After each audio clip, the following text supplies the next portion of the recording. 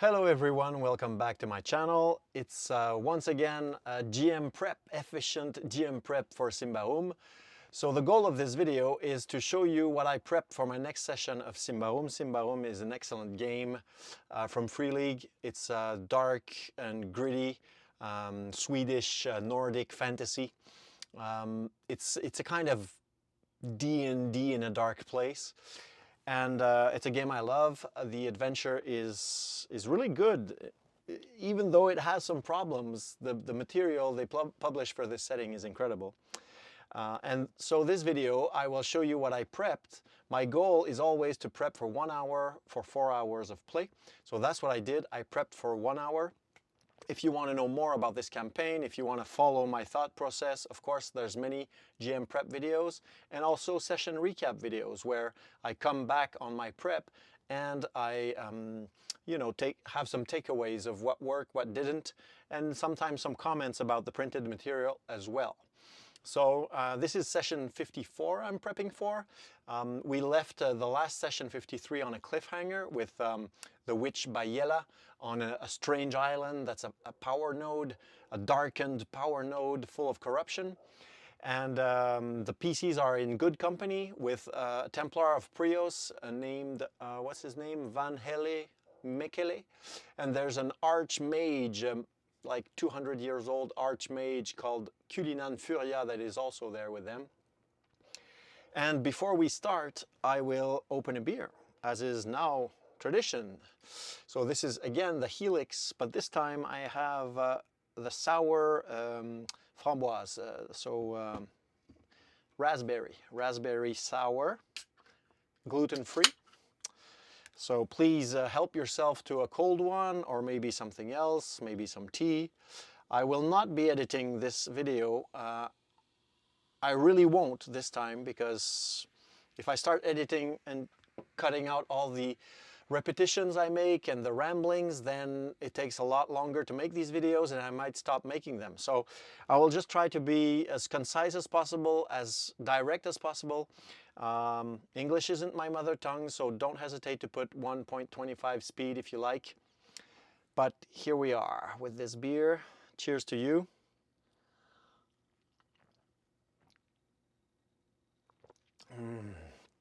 So just a reminder, this is the adventure we're playing. It's the first chapter of the Throne of Thorns campaign. It's called Wrath of the Warden, and it's very good. So let's hop in. I'll show you my foundry prep. I'll show you everything. So here we are. This is the PDF of the adventure. Okay, I will first maybe talk a bit about what the end of the last session, like the very end. Basically, Bayela is on an island that I will show you in a few seconds. And this island, as I said, is a power node. It's very, how could you say? It's a big island of obsidian rock, and it's full of corruption. So let's go see the map. Okay, so this is the island. If we zoom in, of course, all these wraiths here are invisible to my players. This is Culinan Furia here.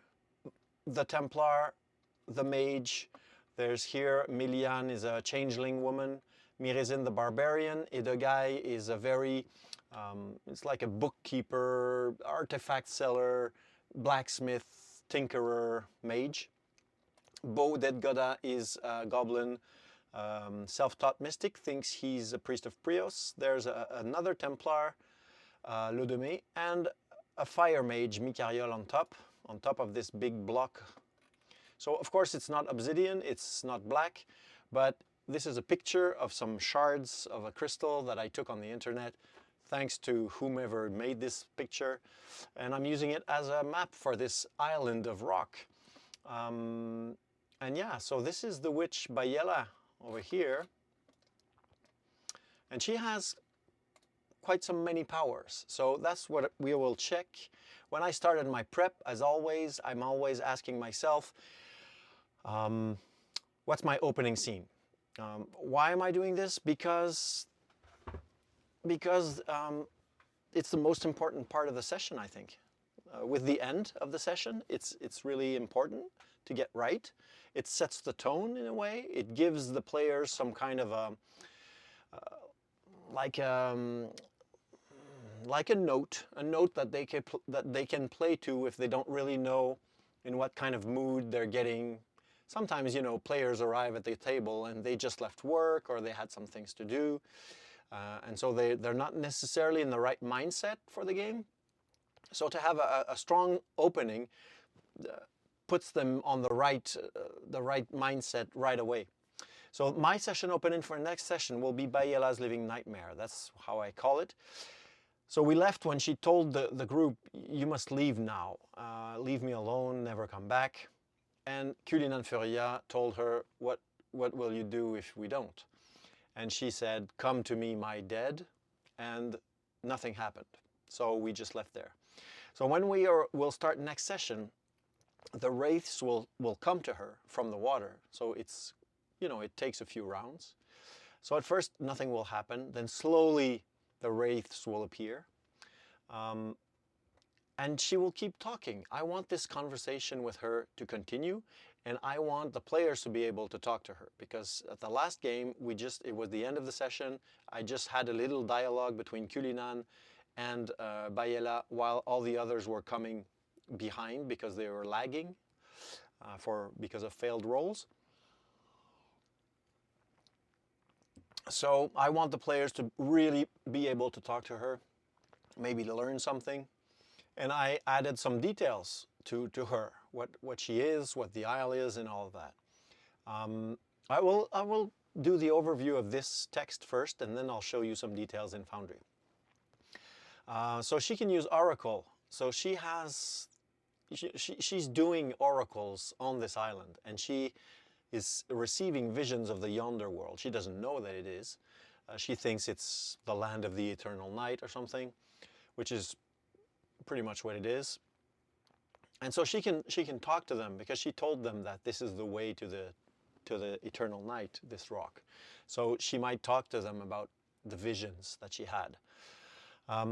She wants to stay here because I gave her a better motivation for why she stayed back, why she stayed on the Crystal Isle instead of going with the rest of the clan, because the rest of the clan fled. And she wants to stay here because she revels in those visions, and she believes she will move to a better state of being when she dies if she stays here. So she will rejoin the wraiths in her head. That's what she thinks. She thinks that she will become eternal somehow. She will sort of be married to this rock and also be able to travel to the spirit world or wherever the wraiths are when they're not material. If attacked, she will use Dominate to cause the enemy to hesitate and teleport away. Wraiths nearby will use Bodyguard because I gave them Bodyguard to protect her. They can also manifest to push, tackle, and hold, because if they manifest, they become more vulnerable. So why would they do that? They have the alternative damaging strong, which is really powerful. They don't need to become physical to use that. So why would they manifest? So I'm thinking that some will manifest to hold, to grab maybe casters, stop them from casting. They might push the characters into the water in a place where it's deep, so the characters need to swim for their life. So we'll see how things are moving. But basically, their main goal is to protect Bayela and to throw the PCs off this island. It's not to kill the PCs per se. Then I have a little chapter about what are the NPCs doing. Just, I call it background rendering. I need to know what's going on while the players are doing something else, just so I can refer to it super quick if I need to. So Mayor Nightpitch is still in his war room. The captains of the watch are overseeing the construction of the palisade. I need to add here that goblins come in large numbers to help with this, okay? Because goblins are manual labor, and they would be called up to help for this. It's important because I have a little event with bow and goblins, and it might happen in that context. Yagaba turned into a raven. That's didn't change from last time. Angry crowd at night home is being peacefully dispersed. So the more aggressive elements decide to leave the front of night home, because since the attack is over, some watchmen are coming back. The guards at the entrance that were already 30 are being reinforced, and the guards are asking people to go home.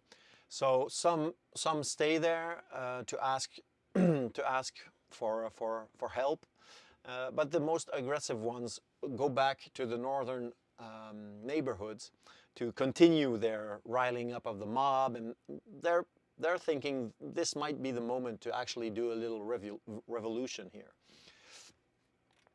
Erlabert staying out of sight, his changeling agents are in the crowd somewhere, spying, gathering information, especially getting information about the PCs, because he knows the PCs are powerful and he knows that they will get their nose in everything. So yeah, he wants to know everything that's going on with them. Templars that's nothing new here. Ufrinda and Tobela are also resting. I just put them back in the loop because they are important characters. And Ufrinda, Tobela, and Culinan are sort of a team now.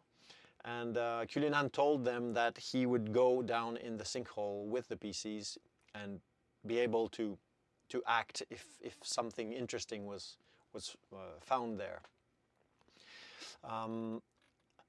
Next and last segment is just events to build tension. Why do I say events to build tension instead of just events?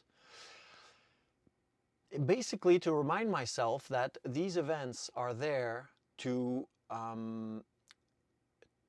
give me some tools to throw a wrench in the works, in the legs or the wheels of the PCs.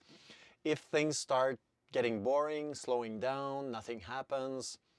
It's just some added ideas to be able to pop a scene on them. Why is it important to write it like that? Because the events, like the momentous events of an adventure, should be your PCs doing. They should be leading the charge. They should be choosing where they want to go. If they aren't the drivers of the story, they're sort of like passengers on a Disney World little train for kids, you know, going in the wonderful world of I don't know what, Mowgli, or, you know. And so they're passive and they're just going from one step to another, and in each scene that you show them, that you propose to them, then they get some agency and they do something, and then the story moves them to the next scene, and etc. That railroaded type of adventure can be fine for certain people. In my experience, it puts all the pressure on the GM's shoulders to make the story interesting, logical, because all players have different ideas of what would be logical that this or that NPC does in this or that situation. So when you're driving everything, that means that they are passively taking it all in and critiquing whatever they don't like. And it's really not fun. That's not the game, basically. It's just not the game. If you want to play like that, you're in danger of getting bored, and you know everything that's going to happen beforehand, so there's no surprise for you as the GM. You have all that pressure, so you're stressed out, you get burnt out, you don't want to GM anymore. And the game at its best is collaborative storytelling. So there needs to be this dialogue between you and the players. And to have a real dialogue, the players need to be the ones that are giving the impulse to the story. So it's always a mix, you know. Of course, the players, like especially my group, their style is they're really plot driven. They like finding the plot, following the plot. So if there's no plot, like a true sandbox, with maybe just a few ideas of inciting incidents that they could go after, they don't really know what to do.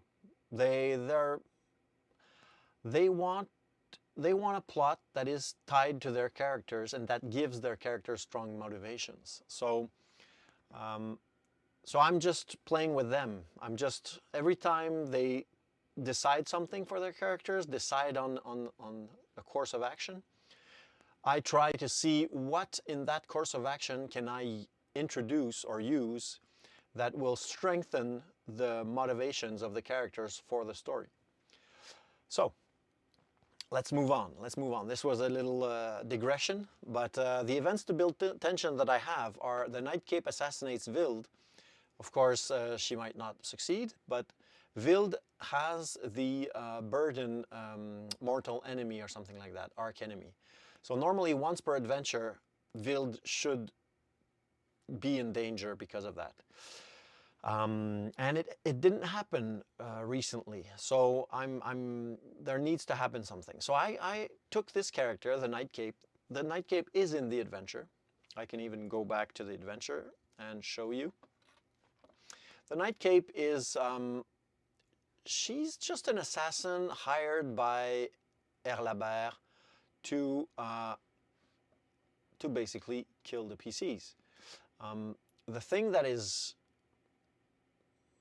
I don't know, not so cool about this is that there's 4 attempts by Erlabert to send people after the PCs. It gets old after a while. And there's no way for the PCs to know where the attackers come from and to go back up to Erlabert. So it's always a failure on the investigative sense. And it's just a combat every time. I mean, there can be negotiations and stuff, but basically it mostly will end with combat. So I decided first that I didn't need all those attacks on the PCs. It's too much for nothing. And the Night Cape is an interesting character. If you can, you can read a bit of her on her here. She has a nice background, and the way they want me to use her, well, she'll just probably get killed and we'll know nothing about her. So what I'm thinking is I'm going to use her, but this time it will be the Sellswords of the Sun that will have hired her. And they would, with money that Bayela left for them. So there might be some clues there, like that the PCs can find about who hired and all that. So they could go back up to Bayela and learn that, okay, maybe it's not Bayela that hired her, but he gave the Sellswords, the youngsters, the means to hire someone like that. What will she do? She will, first, basically she knows that they live at the guy's shop. She sets up a trap there. That's where she wants to get them. She went inside. I did some rolls. There's Stahl, the flaming servant that's guarding the shop. The flaming servant failed its vigilant roll.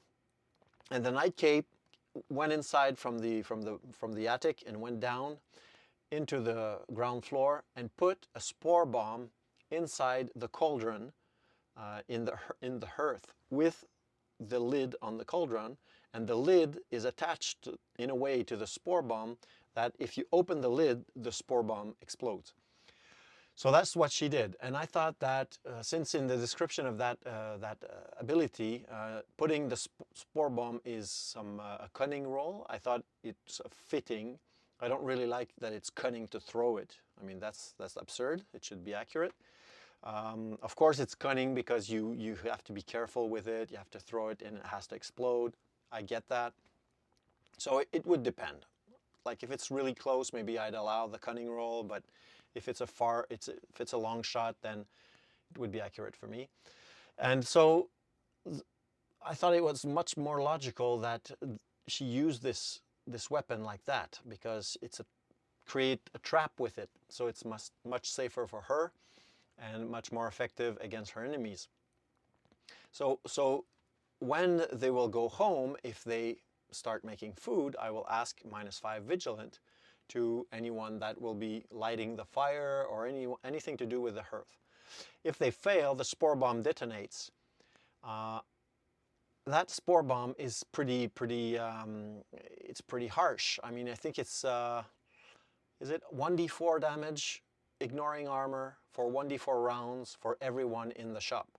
So I expect that they will flee outside, and that's what the Night Cape expects as well. And she will be hiding on a roof nearby, and she will pick them off with marksmanship and poison, and just shoot at Wild and then Idagai. Those are her two targets. The sellswords do not find that it is horrible and it is like heresy that for a magician, a human magician, to learn magic to an ogre. It's just not a good thing. Magicians are already suspect of doing bad stuff.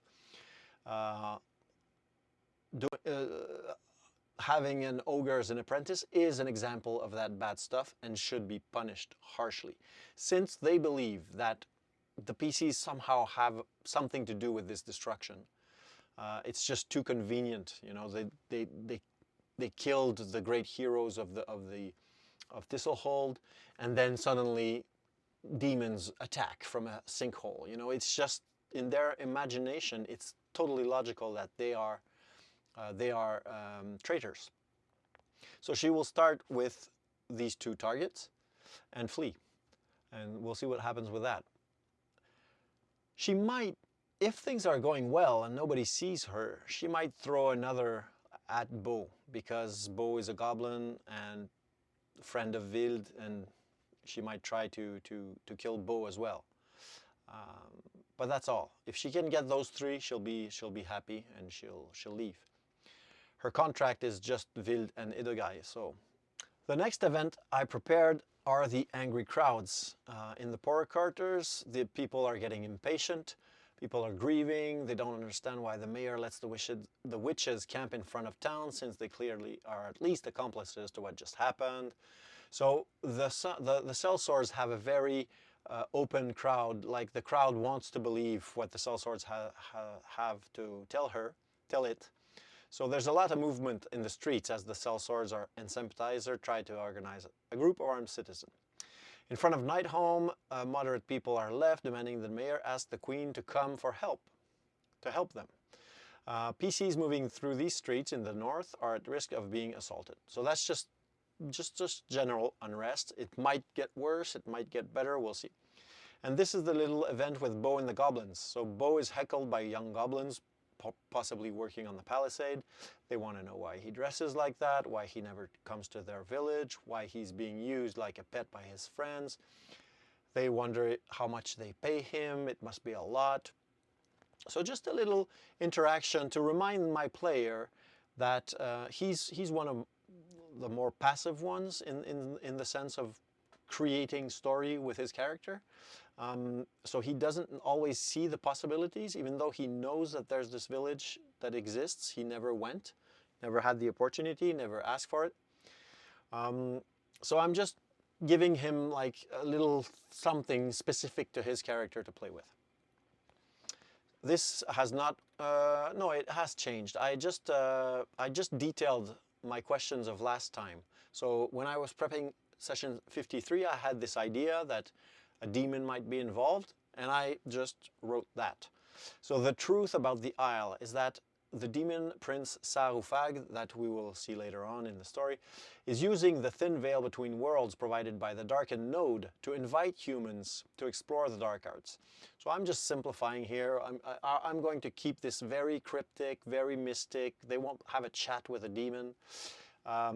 So basically, the presence of the demon is just giving a personality to the isle, the island, and making the veil between worlds a bit thinner. And he has given visions to these humans to teach them the flesh crafting ritual. So that started like ages ago, like during Hurrian Loapak's time, for example. And so I already described that this ritual is inscribed in runes, Symbaric runes, on the crystals of the isle.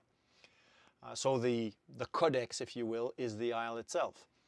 And he is waiting, this demon, for a human that will be powerful enough to learn a ceremony that would enable him, the demon, to come into our world.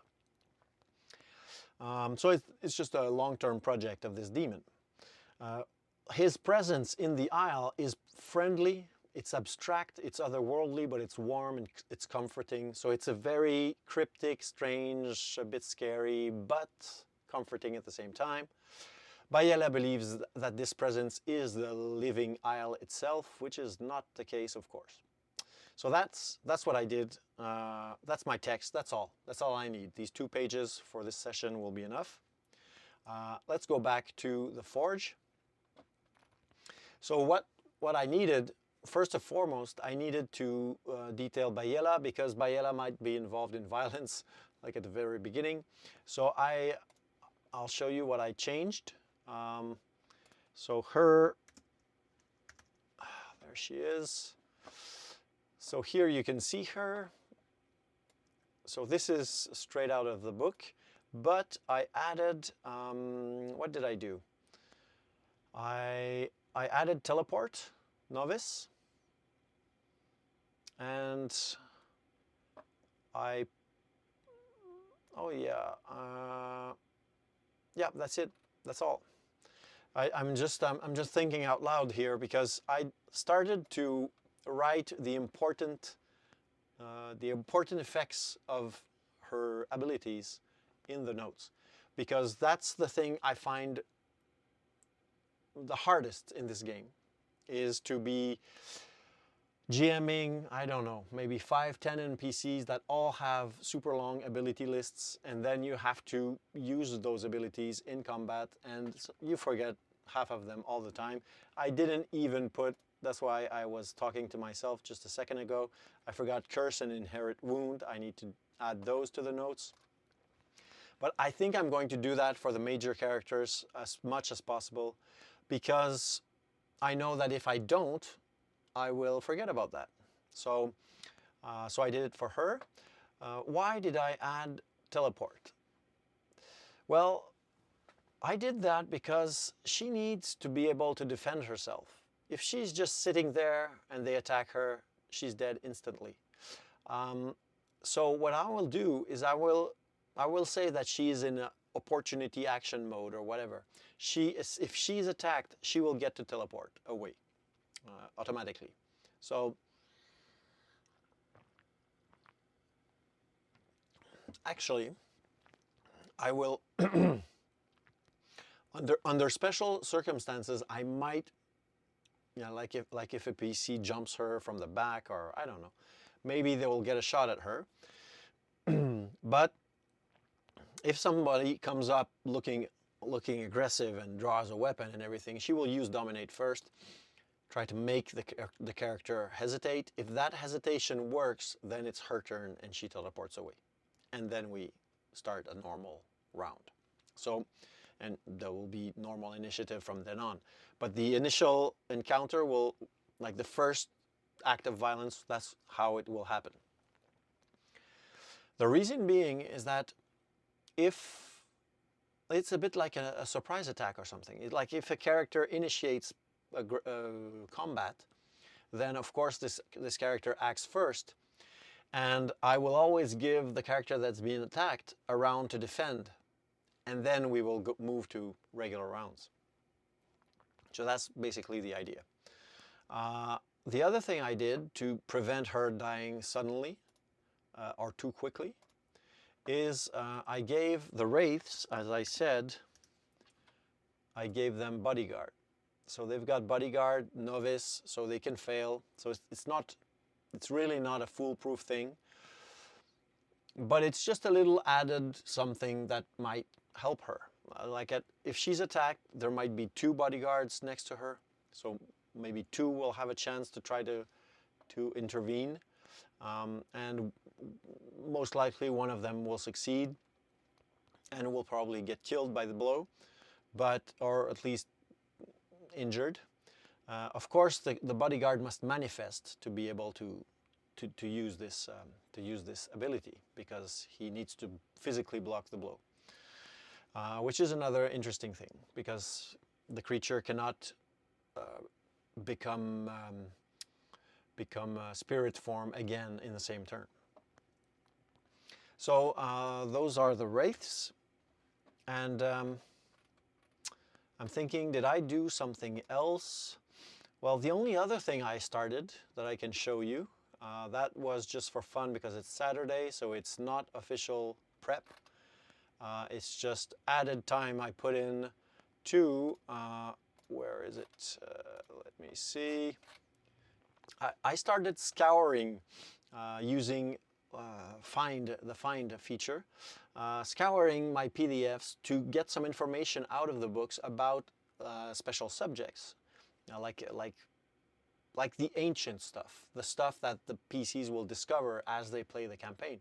So what I want to show you is that just the kind of information I was able to pull out of the books, so I can have the best idea as possible of what really happened and what do Ambrians know about what really happened.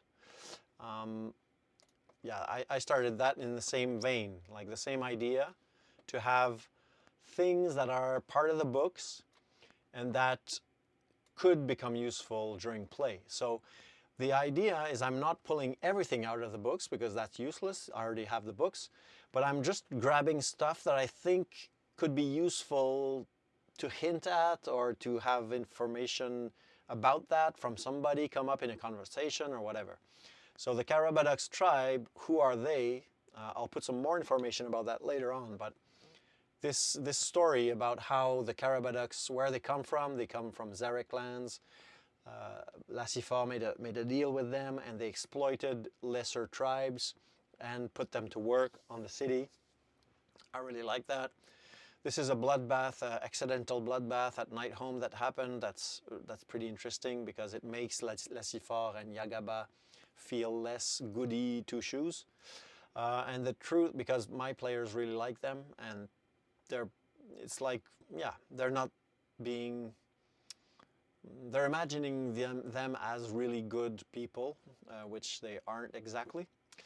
And here the stories about what happened about the Fleeing Beast clan, the exploration of the tunnels and all that, how those things happened after the fall of Ahaloban.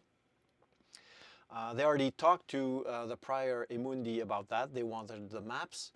So I need to really have all this information at the tip of my hands, because when they get out of the sinkhole, they will probably go back to Prior Emundi. They will want to have more information on the tunnels and blah, blah, blah. And I want to have it all available. I feel that very, very soon they will want to go in the catacombs of the temple, because there they can find Malrek, they can find this other guy that the adventure mentions, that was part of the expedition of Erlabert to get Eox. So more and more reasons are adding up to go in the catacombs, so that might happen. So I have this character that they can see when that happens. I'll just go back to my other element that I wanted to show you. This is extra info, so if you guys are tired, we'll finish with that, I think. I might have some, yeah, I think I don't have anything else to say about the prep, so I'll just finish with that.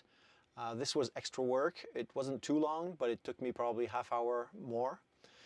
And so I just took some of those elements from the books, of many books, and put them in a centralized fashion at the same place. And some very interesting things are found in this list. It's not complete yet, but yeah, there's all this stuff. And you know, the fact that I'm doing this is for two reasons. First of all, as I do it, I learn it, so it really helps to memorize. Second thing is that I can share it with you guys that's now the time to tell you that if you want any of these materials, you can give me a comment, put a comment under this video, and I'll send you a link to the share folder for all my documents. It'll be my pleasure to share, but that little comment can make a big difference for YouTube, so please start with a comment and then we'll get in touch. Same thing, if you want to support my channel, you can go see Drive-Thru RPG playing with goblins. It's a nice little adventure that I made with a complete goblin village, some nifty rules for a chase in the woods, like lots of good stuff. You can check that out, maybe buy a copy, that would help greatly. We're silver seller now, officially, so that's great. So now, to get back to these information, why did I decide to go plunge in the books again and try to find all this information? It's because, as I said at the beginning in my first videos, I like the Indiana Jonesy aspect of Symbaroum. I mean, the fact that they're learning about the world, they're trying to add, to connect the dots, to try to find how things are working and everything. And now at this point, the players are thinking, okay, there's the Great Death in Alberator, the Dark Lords have caused this. It's caused weird undead to arrive. Undead that have their minds and their memories, which wasn't the case before. So it's a new kind of undead that's very strange and a bit scary. Well, very scary actually, and this seems to be slowly spreading. So they're thinking that maybe by using magical means, Ordo Magica magic, like all the traditions blended together with the magic of Prios and the magic of the clans and the magic of the Ordo Magica, that they might be able to create a ceremony to cleanse the land. And that is so on point with the theme of this game that I want to be able to feed them. Like always, it's a double-edged sword. They will find many things in their adventures that point to the fact that magic, if it's not well used, will cause corruption and destruction. But I want also to give them hope. I want to give them artifacts, codexes, ancient texts, stuff like that, that were written by people who are dreaming of pure magic without corruption, of all these magic users that were trying to make either the exaltation of the body through Koral, or Coral, I don't remember the name that the Symbarians gave to corruption, to bring the body of the human, to make it divine and attain the state of a harmonious whole. And that was one way to go beyond corruption into a divine state. On the other hand, there were the Dark Lords that decided that maybe by becoming undead, they could immunize themselves against corruption and be able to wield great magics without suffering the pain of corruption.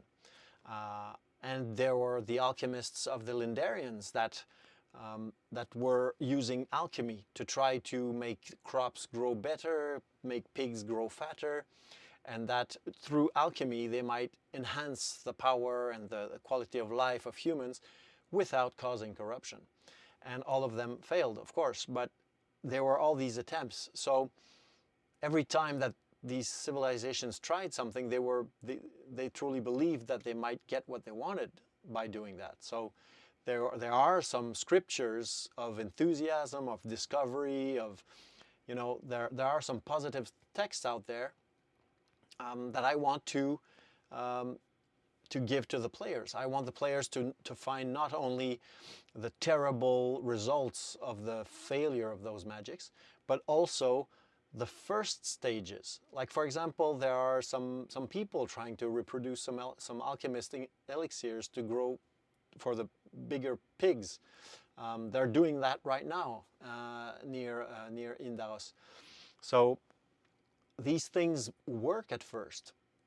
So that's why it's I just needed to have something like a better comprehension of the different names, the different types of mages, the the history of magic in a way, how magic evolved and how magic had periods of intense magic activity that led to destruction, and then the reverse, like forbidden magics being tucked away, having whole orders of people against magic. So this weave of history is repeating itself in the campaign, and I think that it's the major theme of this campaign. And as I said in the last video, the journey to humility, the journey to being humble, it's for the mages to make that journey. The journey to, instead of a journey to power, it's a journey to power, and then realizing that your power will do naught, and that the real solution to save the world is to not use your power. And yeah, that whole point is very interesting. So I want to start, getting that theme in as much as I can.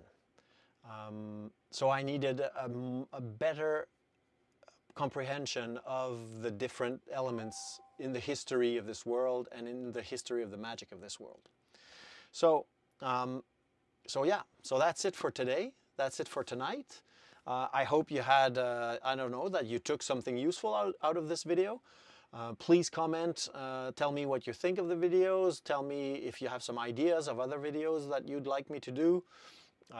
It's fun to have feedback from you guys, so I know that I'm not alone here in my man cave talking to my computer, that somebody's out there and receiving the message. Anyhow, I wish you a good end of the weekend, end of the week, end of the season. Take care. As I said, oftentimes keep it light, keep it bright, but at the table and in Davakar, make it really harsh. So there you go. Have fun. See you soon.